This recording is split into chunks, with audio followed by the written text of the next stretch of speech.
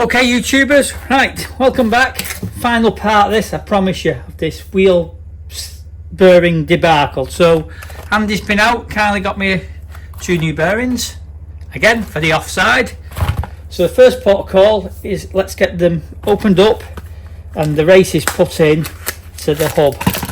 And it's a bit tricky, these, they're all nicely sealed packaged bearings, so they're all good quality, these ones. So I know I've got hopefully a lifetime of wheel bearings. So what we'll just do, if we do an example of the tired one, which is this one. So we have a listen when I spin it, and then we'll do one of the new one, silent. So fingers crossed, we're up and running. So firstly, I'll get the inner races in. Okay, so there's the hub now with the new races in, as you can see, just in there. They're fully home now. Hopefully I can zoom in a little bit and get a bit of picture there. So all nice and new, so we should be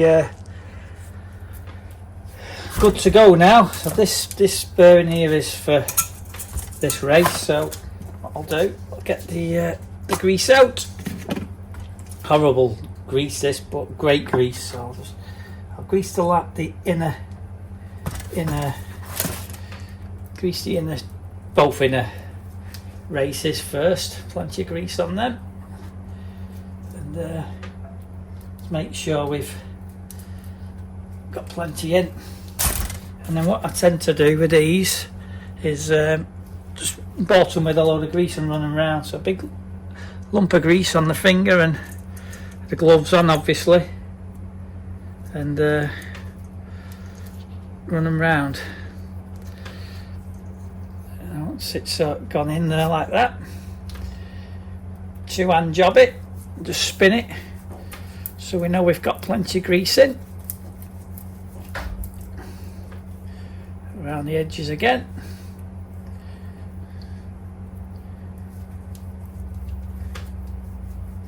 Beautiful, that. Silent. Plenty of grease on that. So that can go in there, the front. Just clean the excess grease off my gloves. And then we'll tap the seal in. And that's the front casing done. Now I'm going to reuse the old seals because they've not done very many miles, as I said. And they're in good nick. So just tap that in with the hammer. One seal in. Now time to do the back one. And this is I think this bearing will go in once the seal. Yes, so what we'll do, we'll tap this bearing in first. Sorry, this seal in. Make sure it's equal. Right, happy days there. And then we'll just re-grease this lump of grease on this.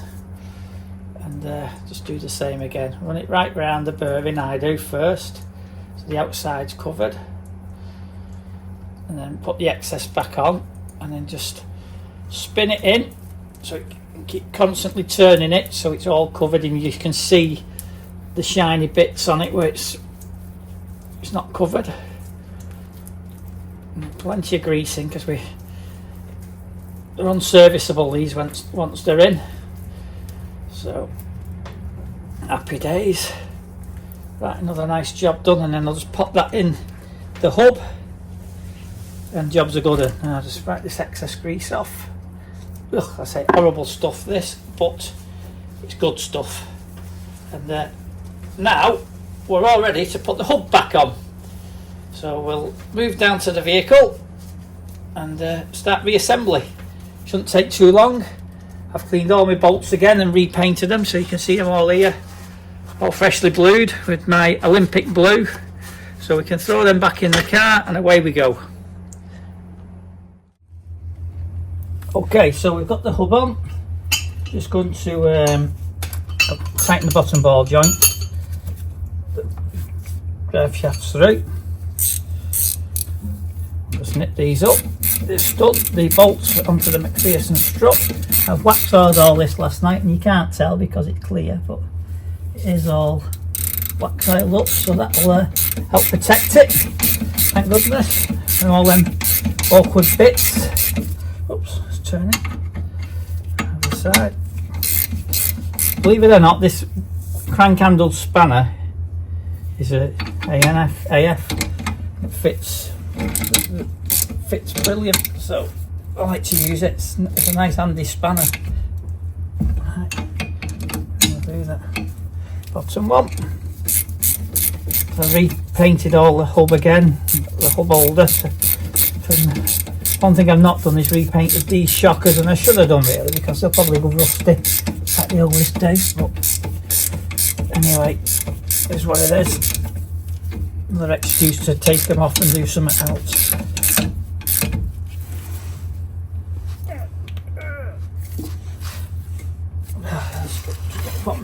Oh, all over my hands.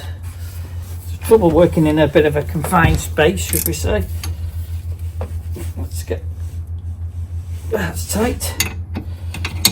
And, right, so we're happy with that. We'll just double check the bottom ball joint. Star drive Allen key holder up to make sure everything's super tight. Right, happy there. So now to get the hub on and the hub nut. I'll reuse the old hub nut. What have I done with the hub? The hub must be on the bench. Get off the bench. Oh. Right, here's the hub. Slide that on. A bit of grease on them splines, so it's going nice. Fingers crossed. Give it a bit of a tap with the mallet. There we go. Washer. Got the big washer here, big thick washer for the hub nut, and we'll just line that in. And that should pull the drive shaft through just nice, which it is. Right, disc on, line the holes up. That's that. Now I've no screws for this, which is a bit poor on my behalf, so we'll shove a wheel stud in, hold the disc on in the right position. Couple of studs in. I'd probably say, oh, put them opposite. Well, I would, but I need to have this so when I get my torque wrench out to torque the nut down to 230 Newton meters, they need to wedge my pry bar in it because it's off the ground. So, oh, lost my grease cover there for me. Oh, it's not lost it. I'm bleeding it. Pads have spun a bit. I've not cleaned this caliper up yet, so it's a job next.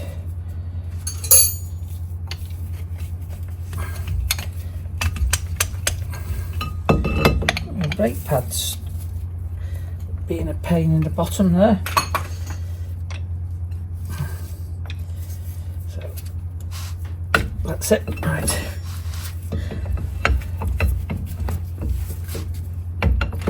What the heck's going on here? Right on the bottom. It's been painfully a pain. Let's have a look here what we're doing, Garrett. Just being lazy for having to take what the chuffing X happened. Right. Okay, so I've got the bar wedged. I've got my torque wrench set to 230 or 220 Newton meters. It's actually 230, but it's just I'll have to go to the maximum and a bit beyond.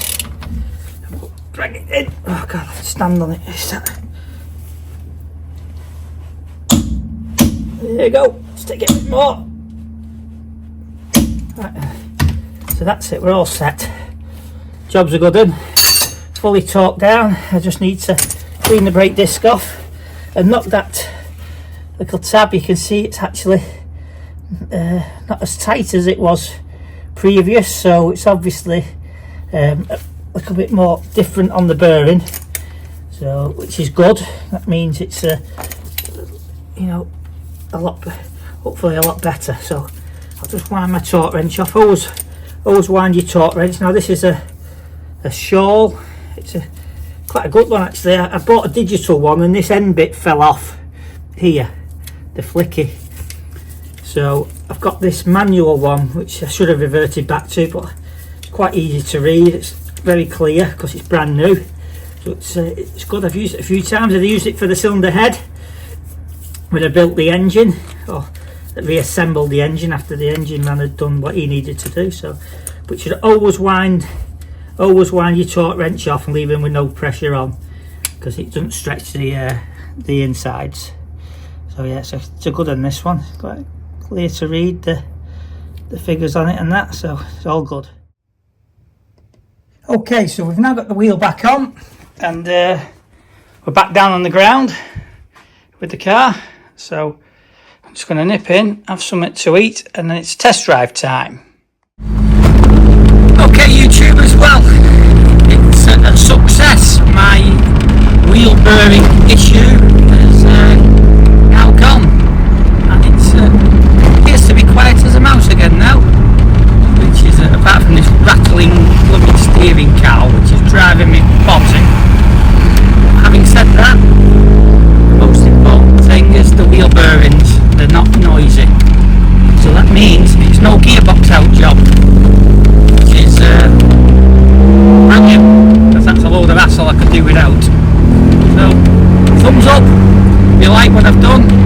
Please subscribe, it'll help, and hopefully it's a bit of guidance for people who are a bit unsure on how to change a wheel bearing. You don't need a lot of tools, a bit of methodical workmanship,